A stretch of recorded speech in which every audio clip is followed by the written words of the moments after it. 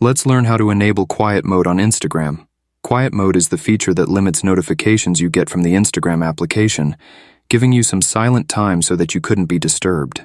Turning this feature on is very easy. Just follow my steps. First, let's open Instagram app on your device. From Instagram starting page, go to your profile by clicking on profile icon in bottom right corner. Once you are on profile page, search for 3 horizontal lines in top right corner. It will lead you to settings. After that, when you get to settings, find the notifications option and select it. This will open notification screen settings. Here you are interested in this quiet mode option at the top. Hit that, so we can go to quiet mode setting. Once you did that, there are a few things we can do here. First, let's enable quiet mode.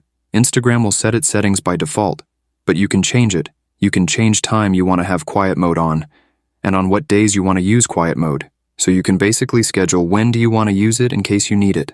Now after enabling it in settings, let's go. Check on our profile, did it really apply actually? As you can see here above my bio, there is moon symbol within quiet mode sentence. If you click on it, you can see for how much quiet mode will be on, and you are finished. So thanks for watching and see you in the next video.